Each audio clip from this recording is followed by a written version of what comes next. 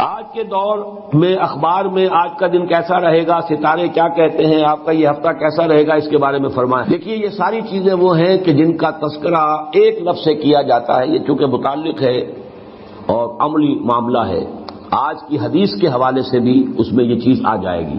ان کو کہا جاتا ہے آکلٹ سائنسز۔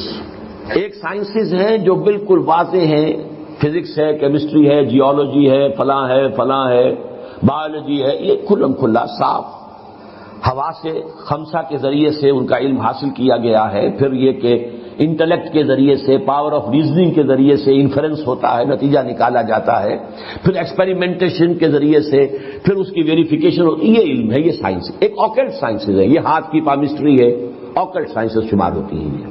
یہ سائنس نہیں ہے، لیکن یہ کہ یہ ایک طرح سے انہیں کہہ دیا گیا کہ ہاں ان میں بھی کچھ ہے، کوئی حقیقت ہے۔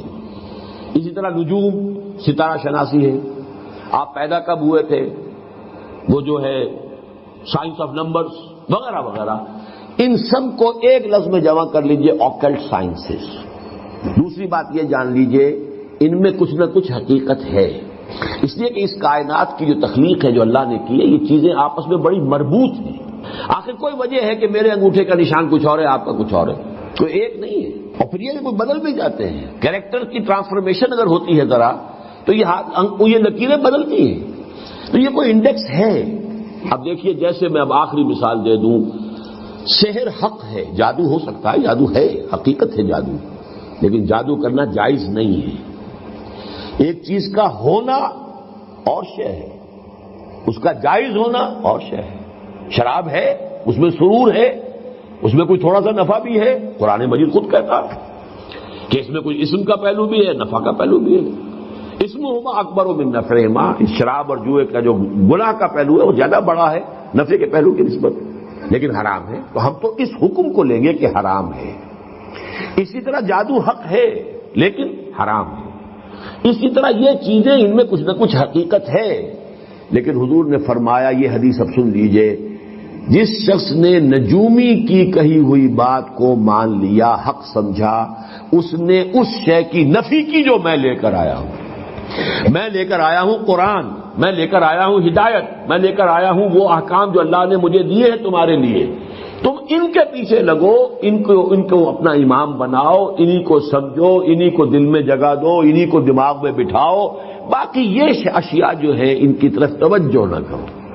ورنہ ہمیں معلوم ہے قرآن مجید میں ہے، حضرت سلیمان کے ایک وزیر نے وہ کارنامہ کر دیا تھا کہ نہیں، ملکہ سبا کا تخت کہاں سے کہاں پہنچایا، چشم زدن میں، جبکہ عفریت من الجن نے بھی کہا تھا کہ جب تک یہ آج کا آپ کا یہ جو ہے برخاست نہیں ہوتا دربار، اس وقت تک تو میں لا سکتا ہوں، میں وہ ملکہ سبا کا بلقیس کا تخت لے آؤں گا اس سے پہلے کہ آج دربار برخاست ہو۔ لیکن جو ایک صاحب کتاب کا علم کو تھا، کوئی علم، اب کون سا علم تھا وہ علم قرآن کا حدیث کا تو نہیں، کوئی اور علم تھا، لیکن اس نے کیا کیا، من قبل ان یرتد الیک طرف، اس سے پہلے کہ آپ کی نگاہ جو ہے واپس آئے، میں لا دیتا ہوں، اور سامنے موجود تھا وہ۔ لیکن کیا یہ علم حضور نے ہمیں سکھایا؟ کیا صحابہ کو سکھایا؟ کیا ابو بکر کو یہ معجزے سکھائے؟ کیا حضرت عمر کو سکھائے؟ ماں تو یہ کہا بھائی اللہ کی راہ میں جاؤ، جنگ کرو، محنتیں کرو، جد و جہد کرو، کوشش کرو، اسی عالم واقعات کے مطابق جد و جہد کر کے کام کرنا ہے، یہ چیزیں نہیں سکھائی۔ تو انہی کے کھاتے میں رکھ لیجئے ان تمام چیزوں کو کہ یہ چیزیں بالکل حقیقت سے خالی نہیں ہیں، ان کے اندر کچھ حقیقت ہے۔ اور آج میں نے ابھی چونکہ اس موضوع پر ایک مذاکرہ حال ہی میں ہوا تھا گورنمنٹ کالج لاہور میں، اس میں ایک بہت بڑے جو ہمارے ہاں کے پامسٹ ہیں مسٹر ایم اے ملک، وہ بھی آئے ہوئے تھے، ان سے زندگی میں پہلی ملاقات وہاں ہوئی، اور اشفاق صاحب بھی تھے، اشفاق احمد تلقین شاہ صاحب، وہاں گفتگو ہوئی۔ تو میں نے کہا کہ آج کی دنیا میں تو یہ شے ہمیں اتنی معلوم ہے، جینز کے اندر سب کچھ لکھا ہوا ہے، تو اگر ہاتھ کے انگوٹھے میں لکھا ہوا تو کون سے بڑی بات ہے، یہ تو بہت بڑی شے ہے۔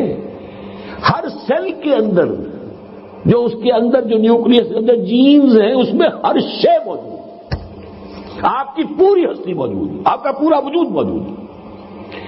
تو بہت ہی چھوٹی سی شے میں ہے، یہ انگوٹھا ہو یا ہاتھ کا یہ پورا میں تو بہت کچھ ہو سکتا ہے، لیکن ہمیں محمد رسول اللہ نے ان چیزوں کی طرف ترغیب نہیں دلائی۔ ہمیں رکھا ہے کتاب اللہ پڑھو اور سمجھو، میری سنت پر عمل کرو۔ اور جو دنیا میں جو مادی وسائل و ذرائع ہیں ان کو تسخیر کرو، انہیں استعمال کرو، توکل اللہ پر رکھتے ہوئے بھرپور اعدوا لہم ما استطعتم. یہ نہیں کہ بیٹھ کر تم اپنی وہ تپسیائیں کر کے روحانی قوت اتنی تیار کر لو کہ بس ایک پھونک مارو اور پوری کا پورا لشکر کفار ختم ہو جائے. That was not the way of Muhammad صلی اللہ علیہ وسلم. ورنہ وہ پھونک مارنے کی طاقت سب سے بڑھ کر تو حضور میں ہونی چاہیے تھی، لیکن نہیں.